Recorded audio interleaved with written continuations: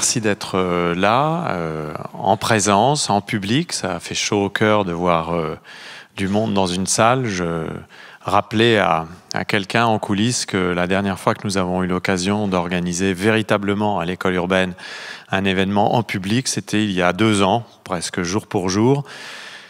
Au début de ce qui ne s'annonçait pas encore tout à fait comme une vague pandémique mondiale, bien que nous ayons eu un atelier lors duquel nous avions pronostiqué l'apparition d'une pandémie mondiale.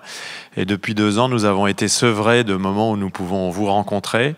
C'est pourquoi nous sommes très heureux d'être ici au RISE pour cette semaine d'événements, de discussions. Nous n'appelons pas ça un festival, mais une école ouverte sur tous les savoirs anthropocènes, donc pour cette 4e édition de À l'école de l'Anthropocène, organisée par l'école urbaine de Lyon, avec le soutien du laboratoire d'excellence Intelligence des mondes urbains et de l'ensemble du dispositif de l'Université de Lyon.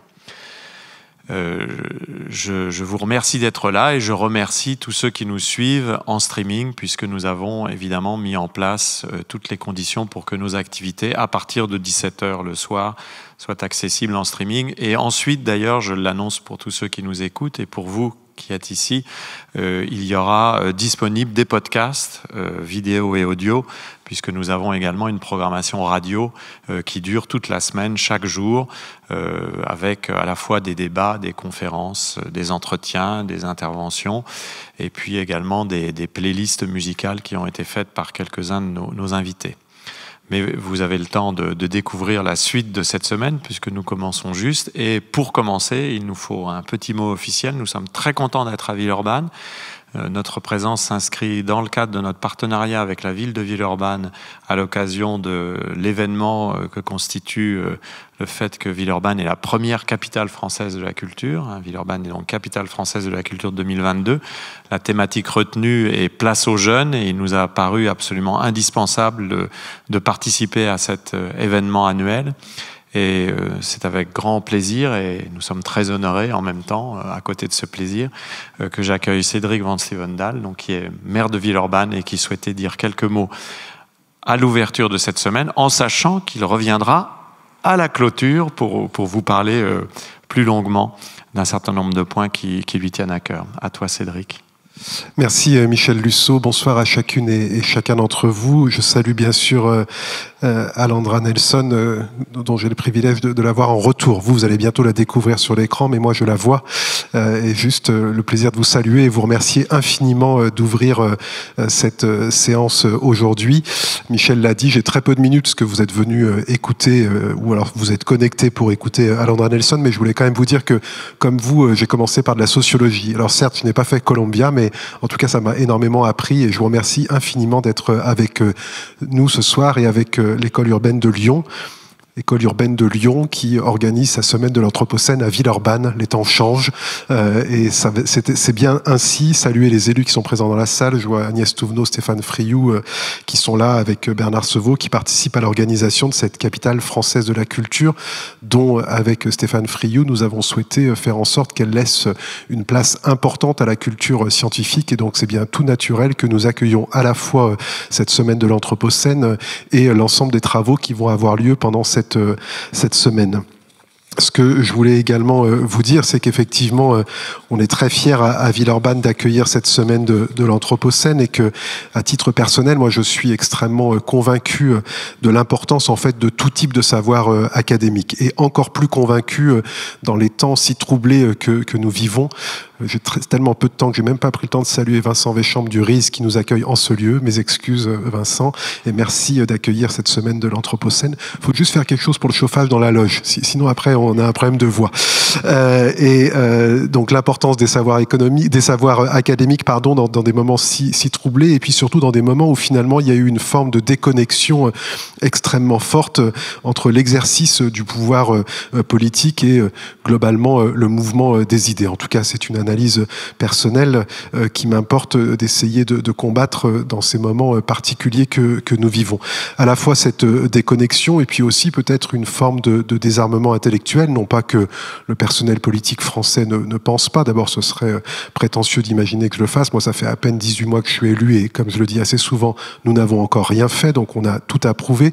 Mais par contre, il y a la vraie conscience d'une forme d'urgence à réarmer intellectuellement ce que nous proposons pour nos territoires, nos pays et plus globalement pour cette planète dont on sait pertinemment qu'elle est particulièrement menacée. Et puis l'autre élément, je crois que c'est aussi la nécessité finalement d'un effort constant de la pensée, de confronter des lectures du monde qui divergent certes, mais de ne pas les instrumentaliser, de ne pas les caricaturer et de retrouver finalement tout simplement de l'espace pour partager ensemble ce qu'on imagine pour l'avenir et ne pas se résoudre finalement à faire en sorte qu'il y ait d'un côté un monde qui pense et de l'autre côté un monde politique qui finalement caricature les propos, essaye de faire du buzz sur les réseaux sociaux plutôt que d'essayer d'outiller l'humanité tout simplement pour assurer sa survie et celle de la planète sur laquelle nous vivons.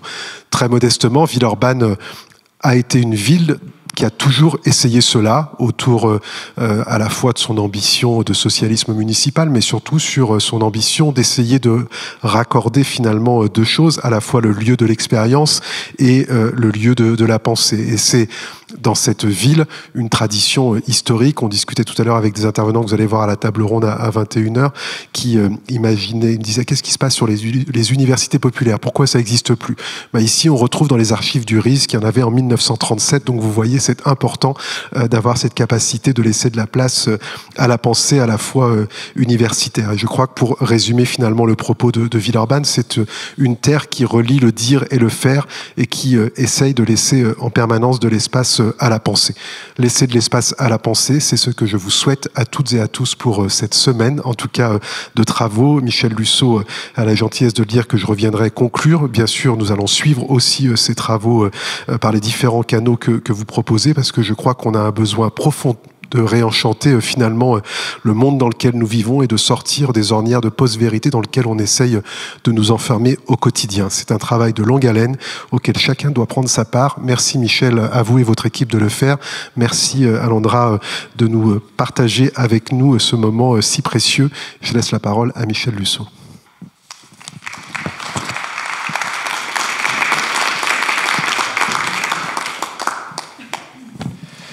Merci beaucoup, cher Cédric, et les mots que tu as prononcés vont résonner, je pense, avec ceux d'Alondra, qui va apparaître en principe à l'écran, en tout cas en streaming, mais aussi dans cette salle.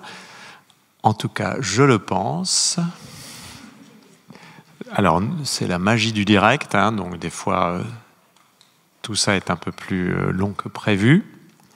Je vois Alondra, la voilà, bonjour, bonjour, voilà, la salle vous voit, et j'ai le très grand honneur, et nous avons le privilège de recevoir Alondra Nelson, qui nous parle en direct de la Maison Blanche, à Washington, puisque Alondra Nelson aujourd'hui est directrice adjointe pour la science et la société à la Maison Blanche auprès de Joe Biden dans le bureau de la science et de la technologie, le bureau des politiques scientifiques et technologiques auprès donc du président des États-Unis.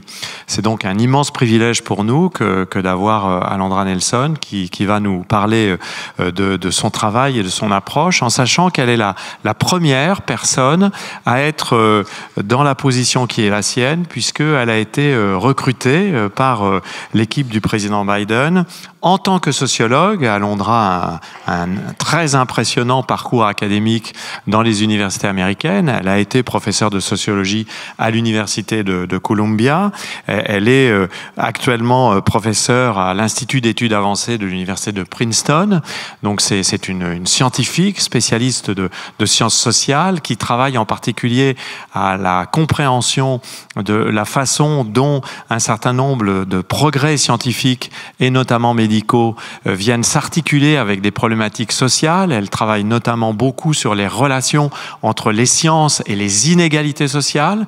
Elle a beaucoup examiné la façon dont un certain nombre de savoirs scientifiques pouvaient accentuer, voire produire des inégalités de genre, des inégalités raciales, des inégalités sociales. Et c'est à ce titre qu'on lui a demandé de venir à la Maison-Blanche pour porter un intérêt tout particulier à cette dimension qui est souvent oubliée dans les bureaux de politique scientifique, c'est-à-dire ce que les sciences sociales peuvent apporter à la compréhension des sociétés contemporaines dans leur rapport à la science. Alors, Alondra, merci beaucoup d'être là. Elle va nous présenter un peu sa vision et son travail pendant un petit quart d'heure, à la suite de quoi je lui poserai 2 ou peut-être 3 questions.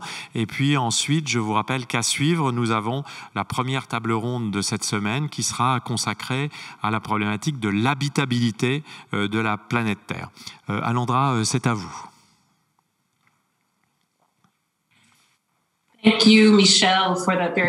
Grand merci Michel, merci beaucoup Michel pour cette si gentille introduction. Merci pour l'invitation de vous rejoindre tous aujourd'hui. Alors, je suis à Washington où c'est l'après-midi, mais bonsoir, je vous salue tous à Lyon. Alors, je suis tellement heureuse de pouvoir faire partie de cette idée que vous avez, cette idée de l'école ouverte, l'ouverture, l'accessibilité des informations. C'est vraiment quelque chose dont nous avons besoin afin de pouvoir bien vivre ensemble, afin de pouvoir évoluer ensemble. Et je suis très, très encouragée de voir ce modèle qui existe au niveau de cette école ouverte que vous avez décrite. Quelques mots de remerciement également à mon collègue sociologue, Monsieur le maire Vincent Vandal. Merci pour votre leadership, pour votre propos d'introduction. Merci beaucoup à Cédric Duroux, l'organisateur de cet événement, qui est un ami de longue date, un collaborateur de longue date. Merci aussi à l'interprète qui est en train de travailler pour moi, qui nous permet d'avoir cette discussion ce soir. Alors, je suis vraiment honorée de pouvoir parler lors de cet événement et en tant qu'universitaire et également en tant que représentant de l'administration Biden. Et je suis donc au sein du bureau aux États-Unis, le bureau scientifique. Mon bureau s'appelle l'OSTP et ce nom correspond donc à l'Office de la science et de la technologie. Nous nous concentrons sur la science, sur la technologie. On travaille avec des agences et avec des départements à travers tout le gouvernement des États-Unis afin de veiller à ce que des initiatives soient prises, des process, des pratiques, des bonnes pratiques soient mises en place. Et tout cela doit permettre à toutes les personnes au sein du pays que de profiter des recherches qui existent, les nouvelles recherches, que chacun puisse bénéficier des innovations. Il peut s'agir de l'égalité de l'environnement ou de la prospérité partagée. Par exemple, comme bon nombre d'entre vous qui êtes ici, moi j'ai passé quasiment tout mon temps, comme Michel l'a suggéré, au sein de l'université et j'ai beaucoup travaillé au niveau de la technologie, au niveau des sciences sociales et au niveau de notre tissu social. En tant que chercheur, je me suis surtout concentrée sur comment la science permet de constituer le monde dans lequel nous vivons et comment est-ce qu'on peut utiliser la science pour développer la technologie. C'est à travers ce travail, à travers toutes ces expériences que j'ai pu obtenir un point de vue que j'apporte au service du gouvernement. Très, très fortement imbriqué en moi, il y a cette idée comme quoi la science et la technologie, cela doit constituer des outils pour rendre la vie plus juste et plus équitable pour tout le monde. Au sein de l'administration Biden, je travaille depuis 1 an et cette dernière année, j'ai vu de très, très près cette idée principale qui prend vie. Et c'était cette idée suivante. La démocratie, tout comme la science, comme les travaux de recherche, c'est un processus. C'est-à-dire, c'est un processus qui n'est jamais complet, jamais tout à fait terminé, mais c'est un processus en continu qui cherche toujours à s'améliorer, à se perfectionner. Des choses telles que l'université ouverte, l'école ouverte que vous avez décrite, cela fait partie de ce processus démocratique, ce processus que je décris comme étant un processus où nous devons être engagés, nous devons réfléchir en permanence et surtout interagir avec d'autres pour parler du monde que nous voulons avoir par la suite et nous interroger sur les différentes façons d'atteindre nos objectifs pour une meilleure communauté globale. Lorsque nous avons pris le pouvoir, entre guillemets, au mois de janvier l'année dernière, on savait qu'il y avait un écart entre ces idées, ces idéaux et la façon dont les technologies et les sciences évoluaient.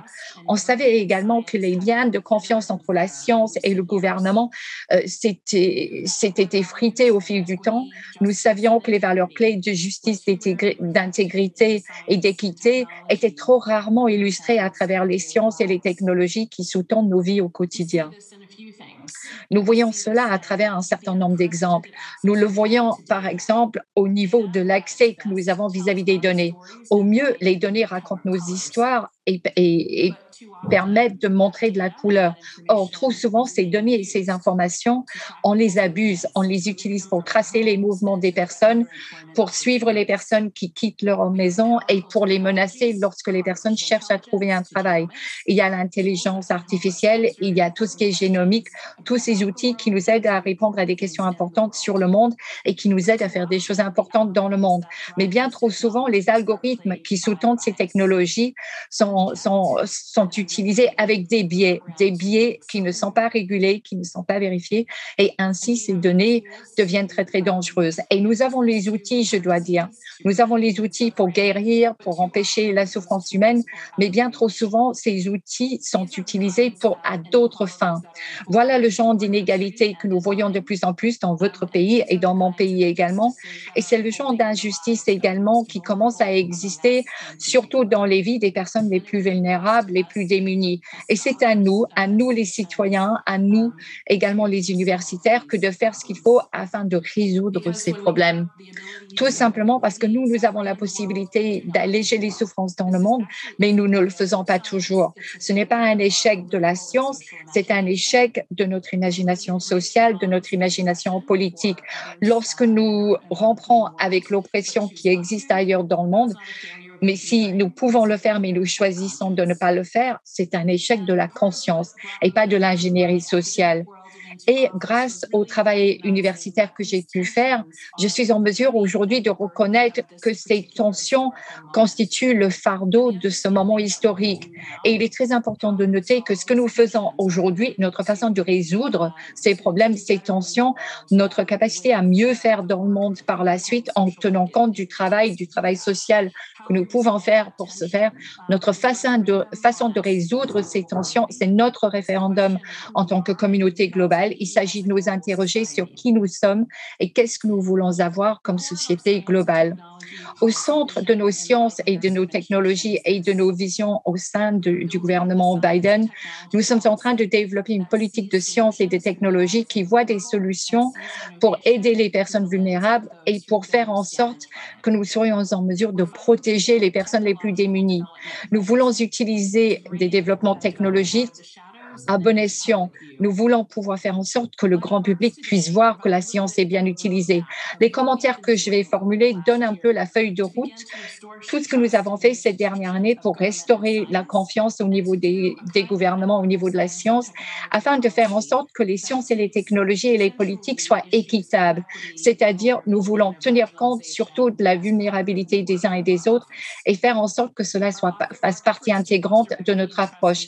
Nos efforts pour générer de l'équité dans les sciences et les technologies nous permettent de procéder de plusieurs façons. Nous voulons protéger tout d'abord l'intégrité scientifique, je vais en parler, et nous voulons veiller également à ce que les technologies qui sont drivées par la technologie marchent pour tout le monde. Alors, ce travail a démarré la toute première semaine de l'administration en janvier 2021, lorsque le président Biden a signé un document qui déclarait que l'équité était le principe qui sous-tendait tout le travail qu'il allait faire. Le langage que vous entendez au sujet de l'administration Biden, à chaque fois qu'on utilisait le mot équité, c'est vraiment, vraiment quelque chose qui est au centre de tout ce que nous faisons. C'est tout à fait juste, c'est le cas, c'est la réalité. La même semaine, le président Biden a aussi émis un mémorandum en nous donnant l'ordre que de l'aider à restaurer la confiance au niveau du gouvernement en veillant à ce que nous mettions en place des politiques et des pratiques autour de l'intégrité scientifique. Aux États-Unis, il faisait référence en fin de compte aux preuves, à l'analyse, aux sciences pour le travail de la gouvernance. Il faisait référence à toutes ces choses qui sont totalement libres d'interférences politiques. Ce mémo demandait la création d'une task force sur l'intégrité scientifique et cela voulait dire que tout le gouvernement américain devait protéger contre l'interférence afin que les politiques soient toujours basées sur la réalité, sur les éléments de fait. Bien sûr, il y a tout un tas de façons de récolter les preuves, mais cette dernière année, La task force sur l'intégrité scientifique que je supervise avec mon collègue s'est engagée et a fait en sorte que les scientifiques ainsi que le grand public américain puissent mieux comprendre exactement comment est-ce que nous pouvons empêcher l'interférence politique dans le monde scientifique, dans la gestion des preuves. Cette task force a passé en revue les politiques à travers tout le gouvernement, les règles, des lignes de conduite, les lignes de communication et l'efficacité également des forums qui existaient pour gérer les preuves, pour gérer la science. Une bonne partie de notre travail, une grande partie d'ailleurs, a été d'écouter le public américain.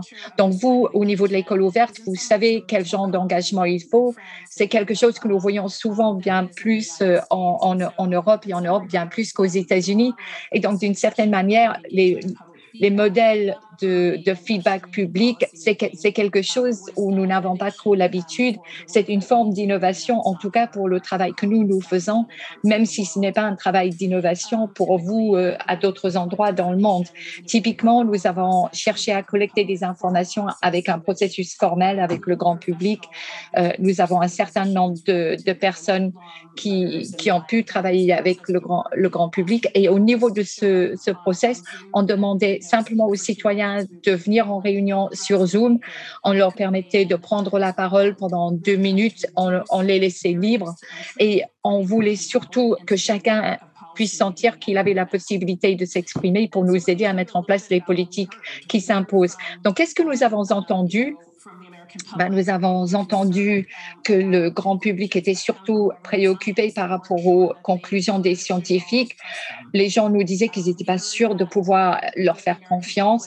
Nous avons entendu que le public américain, plus que jamais, est très investi et veut surtout veiller à ce que les décisions du gouvernement soient surtout guidées, sous-tendues par la technologie, par la science. Et nous avons surtout entendu des opinions sur comment nous pouvions améliorer notre politique d'intégrité scientifique et comment les développer pour que ces politiques soient plus robustes. Alors, nous devons surtout nous concentrer sur la politique liée au vaccin, liée au climat. Il y a tout un tas de questions existentielles qui nécessitent beaucoup de débats. Peu importe que les personnes soient d'accord ou contre, ce qui est important surtout, c'est que tout le monde puisse en débattre. Et il faut que tout le monde puisse avoir accès aux éléments de fait afin de pouvoir se former et avoir une opinion. Notre politique est surtout de tenter de toujours être honnête vis-à-vis du passé. Parfois, les politiques qui n'ont pas réussi par le passé, c'est parce qu'il y a eu des mensonges. Et actuellement, nous considérons qu'il faut toujours montrer les preuves, le travail qui sous-tend nos décisions. Et nous voulons surtout encourager toutes les personnes au sein de notre gouvernement à emboîter le pas. Nous sommes conscients que cela n'a pas toujours été le cas ces dernières années, qu'il y a eu des trous dans la raquette, comme on dit, et on a bon nombre d'exemples très publics sur un manque d'intégrité et sur des mensonges. Pour nous, il a été essentiel dans notre processus que d'entendre l'opinion des fonctionnaires et puis des personnes qui sont chargées du contrôle des maladies, de la prévention des maladies, toutes ces agences scientifiques. Mais nous avons voulu également travailler avec d'autres entités au sein du gouvernement qui ne produisent pas forcément des éléments scientifiques, mais qui utilisent les éléments de la science et de la technologie pour faire leur travail. Il y a quelques semaines, par exemple, nous avons produit le fruit de ce travail et nous avons sorti un rapport sur l'intégrité scientifique et ce rapport a trouvé que même si la plus grosse partie de nos sciences sont des sciences totalement fiables, il y a quand même certaines choses qui mettent en danger tout le point de vue du grand public et qu'il faut surtout faire en sorte que tout le travail scientifique soit réputé. Lorsqu'un ouragan, par exemple, a eu lieu aux États-Unis en 2019 et que cela a eu lieu à côté d'une décharge, la task force a pu montrer que le président Trump a communiqué des informations dans un tweet qui allait à l'encontre de la vérité. Également, il y a eu des questions par rapport aux citoyens et le census en 2020 et tout le travail qui a été fait par les statisticiens et qui disait par exemple qu'il allait y avoir moins de personnes qui allaient répondre à ce questionnaire que prévu et le gouvernement a remis en cause ce point de vue. Donc c'était 2 fois où une réalité était bien connue a été remise en cause par le gouvernement. Et cela nous a permis de formuler des recommandations au sein de notre task force, y compris des best practices qui aident l'intégrité au niveau du gouvernement. Le fait que nous devons toujours comprendre que nous sommes responsables devant le public américain. Cette task force a mis en exergue un certain nombre d'autres éléments qu'on considère comme étant très importants aussi lorsqu'on a parlé de la politique d'intégrité scientifique, lorsque nous avons parlé du fait qu'il fallait vraiment être dynamique et mettre en place des changements au fil du temps. Les différents points qui vont continuer d'être analysés comprennent par exemple l'utilisation accrue de l'intelligence artificielle. Comment est-ce que nous pouvons passer en revue l'intégrité scientifique par rapport à l'intelligence artificielle? Comment éviter les biais lorsque nous parlons de la technologie, des gros systèmes et les données? Comment est-ce que nous pouvons soutenir l'équité et la représentation équitable dans le travail que nous faisons avec l'intelligence artificielle? Comment veiller à ce que toutes les personnes qui travaillent au sein du gouvernement puissent avoir accès aux données qu'il leur faut, les informations qu'il leur faut pour faire leur travail? Nous devons veiller à ce que les personnes puissent parler librement de leur travail tout en respectant les individus. Et comment est-ce que nous pouvons penser aux nouvelles formes de science, la science basée sur la communauté, par exemple? Il y a énormément de potentiel pour ensuite développer la confiance des individus dans les communautés. Il faut créer un pont entre les deux, la science officielle et la science des citoyens. Voilà, très très rapidement, je voudrais dire que ce travail nous a permis de voir que nous devons surtout injecter une nouvelle forme d'urgence. Nous devons travailler sur l'intégrité scientifique afin de veiller à ce que le grand public comprenne toujours d'où proviennent les vérités, les données scientifiques, afin de restaurer la confiance de tout le monde dans les politiques que nous mettons en place. Voilà, ce travail de mise en œuvre est en cours actuellement, mais même en poursuivant avec ces changements, bien sûr, nous devons reconnaître qu'il y a une autre force qui fait que les gens souvent perdent leur confiance au niveau du gouvernement, au niveau de la science, c'est à cause de la technologie. La technologie a donné à pléthore de personnes de très bonnes raisons pour se méfier de la technologie. De plus en plus, on entend parler de l'impact des nouvelles technologies et en même temps, on entend parler de l'intégrité scientifique. Désormais, nous écoutons les personnes qui n'ont pas souvent la possibilité de s'exprimer. Nous faisons en sorte que leur voix soit entendue parce que ce sont des personnes qui doivent subir les technologies. Donc aujourd'hui, on leur demande à ces personnes-là, aux personnes de la société civile, de l'industrie aussi, que de partager leur expérience avec nous au niveau de la Maison-Blanche. Nous avons donc parlé avec tout un ensemble de groupes de personnes et je dois dire, il y a eu une cohérence très nette à travers tous les secteurs. Maintes et maintes fois, nous avons des personnes qui disent qu'elles ont subi des discriminations à cause du machine learning. Nous avons des communautés qui nous disent qu'il y a des injustices qui sont intégrées dans bon nombre de données, d'approches technologiques. Nous avons pléthore de personnes qui nous ont dit et cela provient des professionnels du business, des avocats, des communautés, que ce genre de choses a lieu. Mais avant tout, ces discussions ont mis en exergue qu'il y a toute une architecture de discrimination et de biais. Le point le plus important, c'est que nous savons désormais que la technologie a la possibilité d'étendre les libertés et d'enlever les injustices, mais de la même manière, bien trop souvent, la technologie peut créer l'effet adverse. Et nous devons surtout veiller à ce que les valeurs démocratiques soient protégées. Nous ne pouvons pas présumer simplement que ces valeurs vont être le résultat de ces outils parce que ce n'est pas toujours le cas. Il y a un écart entre nos valeurs et la technologie et donc aujourd'hui, les personnes souffrent à cause de cet écart. Et cela ne suffit pas, ce n'est pas convenable. En même temps, comme cela est le cas avec tellement de questions qui doivent interagir ensemble, bien sûr, nous ne sommes pas le seul pays à devoir combattre ces différents défis. Toutes les sociétés sur notre planète doivent apprendre à naviguer avec ce nouveau paysage technologique. Nous pouvons tirer enseignement les uns des autres et nous pouvons veiller à ce que nos principes les plus anciens, à savoir qu'est-ce que c'est que d'avoir une bonne société, une belle société, soient même reflétés dans nos technologies les plus récentes. Nous pouvons parler des droits humains, les représenter, même quand nous sommes honnêtes quant à ce que nous ne faisons pas bien et même lorsque nous parlons des problèmes que nous devons résoudre, même au niveau des droits humains. Un gouvernement qui sert vraiment le citoyen doit être conscient de la cohérence que l'on recherche et des défaillances. Et c'est ce que nous essayons de faire au niveau de l'administration Biden-Harris. Nous arrivons à un moment essentiel, à un carrefour où nous devons veiller à ce que la protection de la société libre soit garantie et soit là au niveau de nos vies numériques. Depuis bien trop longtemps, les nouveaux défis des nouvelles technologies, c'est quelque chose qu'on a mis de côté aux États-Unis. Or, aujourd'hui, il faut une feuille de route très claire afin que nous puissions avoir une vision démocratique pour notre utilisation de la technologie. Au sein de mon bureau, nous travaillons sur ce que nous appelons donc la charte des droits de l'IA. Nous travaillons sur ces principes, ces règlements, ces valeurs que toutes les sociétés, à notre avis, doivent avoir. Et cela par rapport à la technologie et l'utilisation de l'intelligence artificielle. Cela veut dire, par exemple, une personne ne devrait jamais être mis au banc pour ses croyances. Nous devons toujours être protégés en tant qu'individus et ces garde-fous doivent exister même au niveau du monde numérique. Les droits de base et les responsabilités de base doivent être protégés et les mêmes responsabilités, les mêmes droits doivent exister dans le monde virtuel que dans le monde réel et il faut protéger contre la discrimination et contre les biais.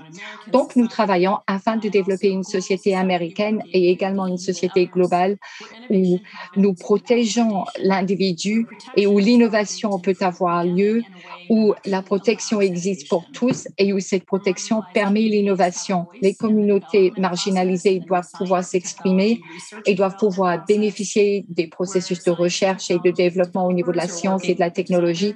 Et toutes les personnes qui conçoivent tout ce qui est scientifique et technologique doivent œuvrer afin de veiller à ce que leur savoir atteigne toutes les personnes qui vivent au sein de nos sociétés. Et nous travaillons afin de mettre en place tous les process qu'il faut pour que les fonctionnaires puissent être efficaces en ce faisant. Donc voilà, très rapidement, j'ai parlé des changements qui sont nécessaires au sein de notre société, mais il s'agit de notre idée de ce que c'est que de gouverner aussi. Qu'est-ce que c'est que de gouverner, que de créer des politiques avec les publics en tenant compte du contexte qu'il y ait d'une confiance au plus bas niveau. Comment veiller à ce qu'il y ait plus de confiance par la suite, tout en cherchant à gérer les injustices qui perdurent depuis très longtemps. Et c'est cela que nous devons faire. Nous devons le faire malgré les défis auxquels nous faisons face pendant ce siècle avec les différentes générations. Voilà ce que nous faisons au niveau de l'administration Biden-Harris. Nous considérons que l'intégrité, l'équité, l'innovation doivent aller de pair. Et devant nous, nous le savons, toute une fenêtre d'opportunité. Nous avons la possibilité de prendre ce péril avec tout un ensemble de crises. Je sais que nous allons en parler et en faire des possibilités. Cela va nécessiter que nous soyons en mesure d'écrire un nouveau contrat social, pas juste pour maintenant, mais pour les décennies qui nous attendent. Voilà, nous avons l'opportunité que de veiller à ce que le public soit engagé dans le travail au quotidien que nous faisons et le public doit voir que nous sommes en train de répondre à leurs besoins.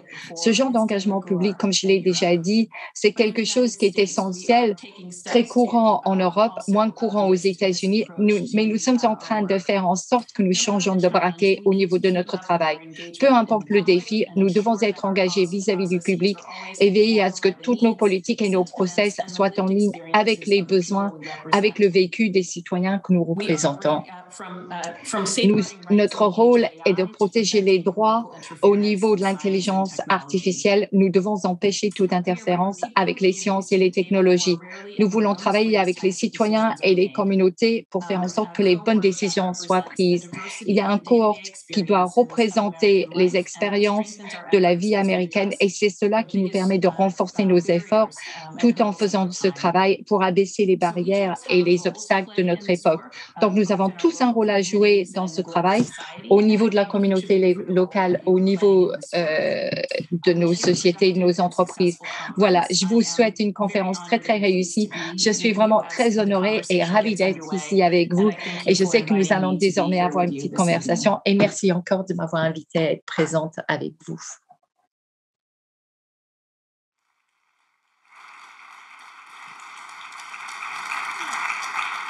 Merci beaucoup, cher Alondra Nelson. Merci de cette présentation précise de ce que l'administration Biden-Harris tente de promouvoir à travers votre action et l'action de ce bureau pour la science et la technologie.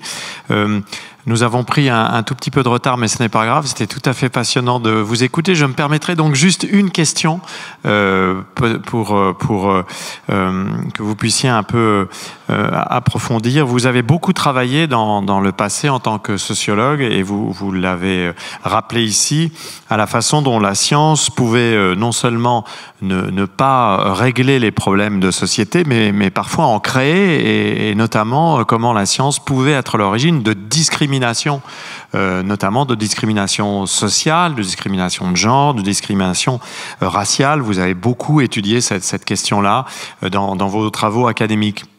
Et vous avez rappelé l'importance de faire en sorte que un lien de confiance se rétablisse entre les citoyens et les scientifiques et l'administration politique pour que l'on comprenne que la science ne pouvait pas, ne devait pas justement créer des biais discriminatoires. De ce point de vue-là, comment, après cette année d'expérience que vous avez à la Maison-Blanche, comment évaluez-vous cette période très particulière de la pandémie dans laquelle nous sommes encore? Quel rôle la science a-t-elle joué dans la façon dont on a pu affronter cette pandémie qui n'est pas d'ailleurs terminée? Est-ce que la science est suffisamment armée pour devenir un outil de confiance dans les politiques de préparation aux crises, là une crise pandémique dont on sait que d'autres pourraient suivre, mais on pourrait évidemment penser aux crises climatiques, aux crises environnementales. On insiste souvent sur le fait que les sociétés doivent se préparer à ces crises. C'est une thématique que nous abordons très souvent à l'école urbaine de Lyon, mais se préparer à ces crises, c'est peut-être aussi trouver un nouveau rôle pour une science plus proche des citoyens et moins suspecte de produire des discriminations ou de capter en quelque sorte tous les bénéfices des innovations technologiques au profit de quelques personnes seulement. Comment avez-vous vécu cela de l'intérieur et quelles sont vos réflexions au moment où nous parlons sur ce rôle de la science dans la préparation possible aux grandes crises que toutes les sociétés ont à affronter en cette période de changement global?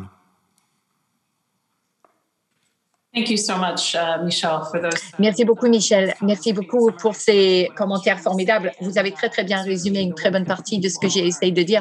Et bien sûr, vous avez parlé du travail dans lequel vous êtes très engagé au niveau de l'école.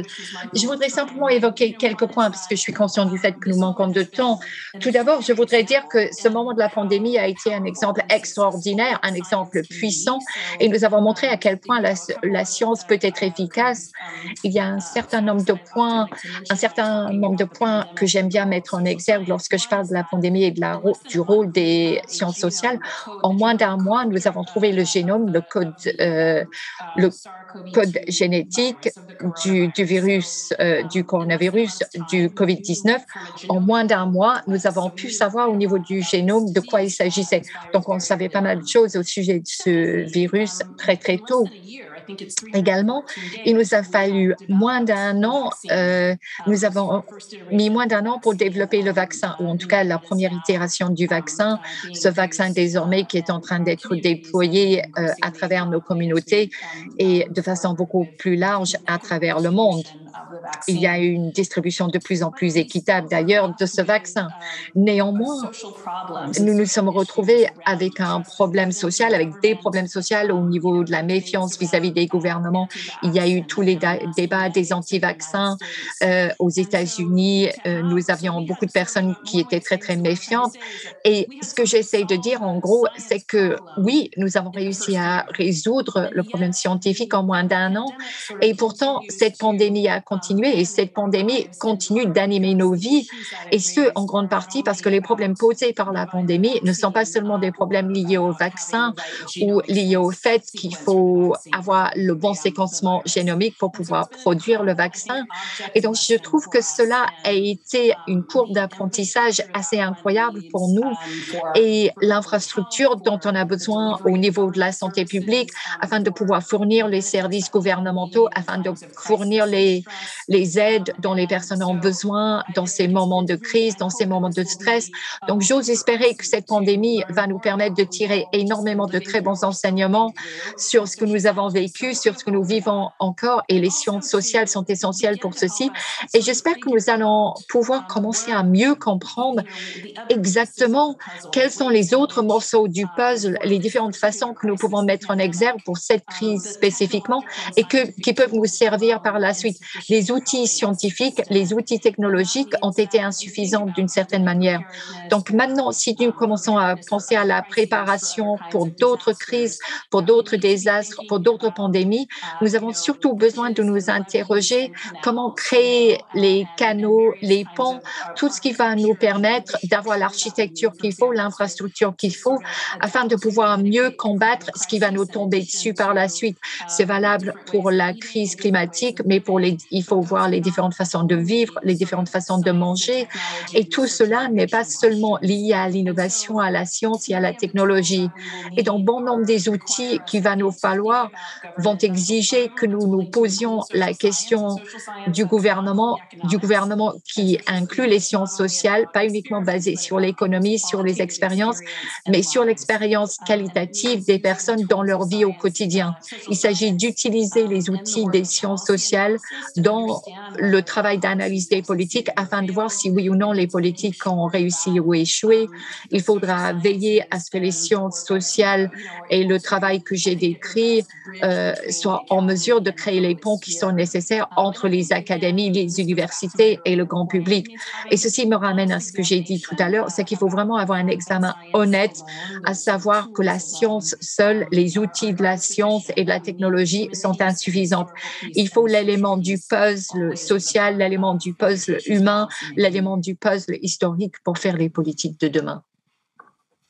Merci beaucoup de cette réponse et de cette volonté de lier les sciences sociales, les sciences expérimentales, la société tout entière et évidemment l'action politique qui doit permettre à cette société de connaître les meilleures conditions possibles. Je pense que nous traversons une période où les enjeux de science n'ont jamais été aussi importants, sans aucun doute, malgré cette crise de la confiance que vous avez évoquée. Et nous essayons ici à Lyon aussi de trouver de nouvelles voies pour cette science se rapprochant des citoyens de manière à ce que la science inspire de nouveau confiance, parce que peut-être que nous-mêmes, scientifiques, n'avons pas été suffisamment attentifs à ces questions-là dans les décennies précédentes. Et avons-nous peut-être pu donner l'impression que la science était toujours du côté des puissances et des intérêts de quelques-uns avant de servir l'intérêt général. En tout cas, merci d'avoir été là ce soir, Alondra Nelson, pour nous communiquer ces réflexions. Bonne fin de journée à Washington. Hein. Vous avez encore évidemment toute la journée pour continuer le travail. Et ça a été un grand honneur pour nous de vous accueillir ce soir. Et à bientôt, nous l'espérons. Et merci vraiment très chaleureusement de votre participation à cette 4e école de l'Anthropocène. Merci beaucoup. Thank you so much for having me. Such a pleasure. Je vous remercie. J'ai été ravie.